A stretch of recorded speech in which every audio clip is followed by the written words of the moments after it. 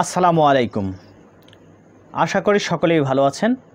আমি মহান আল্লাহ পাকের অশেষ মেহেরবানিতে ভালো আছি। নাস্তিক মানে কি?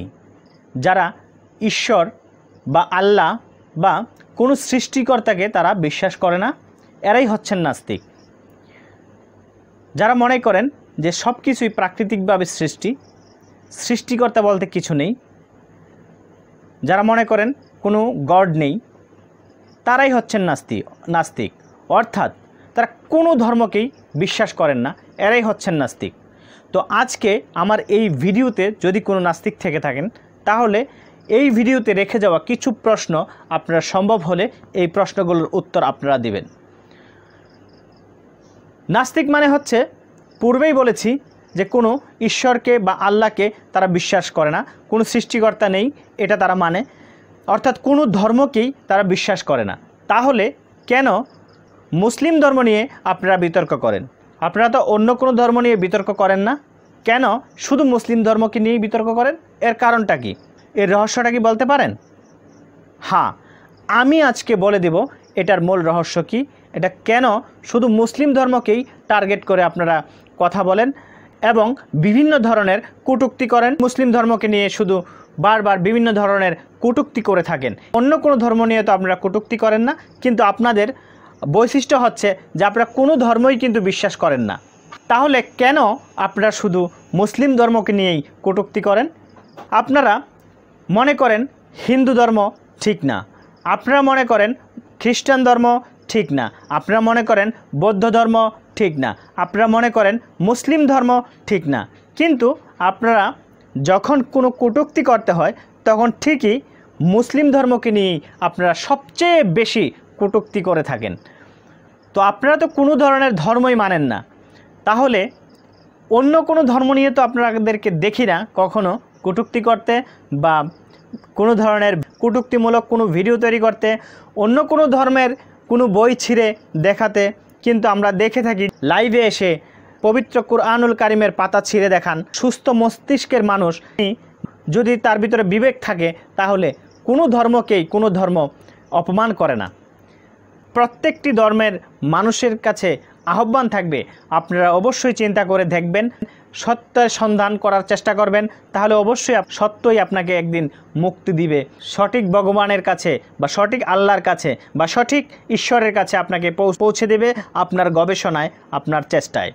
যারা নাস্তিক রয়েছেন তারা কেন শুধু মুসলিম ধর্মকে নিয়েই কটূক্তি করেন, সেটা কারণ কি জানেন? হ্যাঁ, সেটা আমি বলে দিচ্ছি। তার কারণ হচ্ছে শয়তান জানে ভালো করেই যে মুসলিম ধর্মটাই হচ্ছে একমাত্র সঠিক ধর্ম, একমাত্র পবিত্র ধর্ম, যার কারণে শয়তান তাদেরকেই কাজে লাগায়।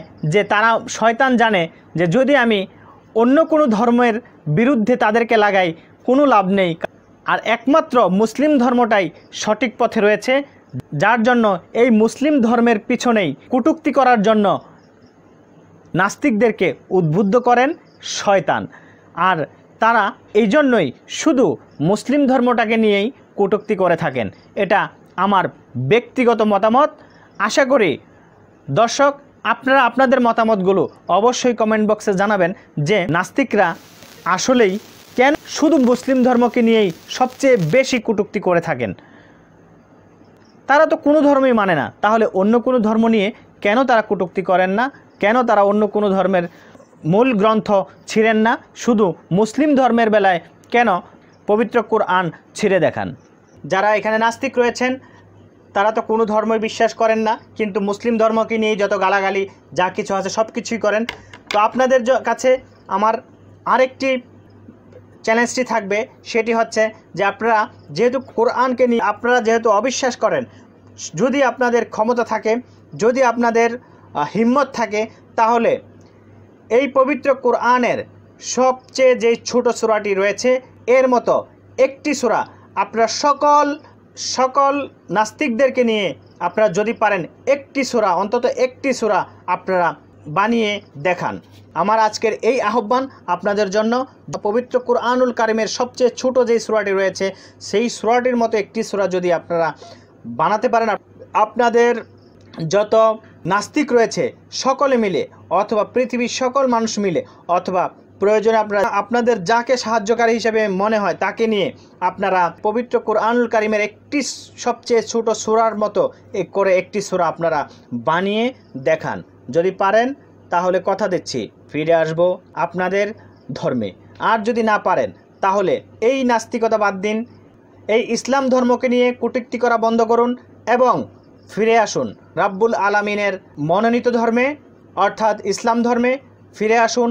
আমার এই আহ্বান আপনাদের প্রতি। আশা করি আমার সুস্পষ্ট বক্তব্য আপনারা বুঝতে পেরেছেন। আপনাদের প্রতি আহ্বান থাকলো পবিত্র ধর্মে, সত্যের ধর্মে আপনারা ফিরে আসুন।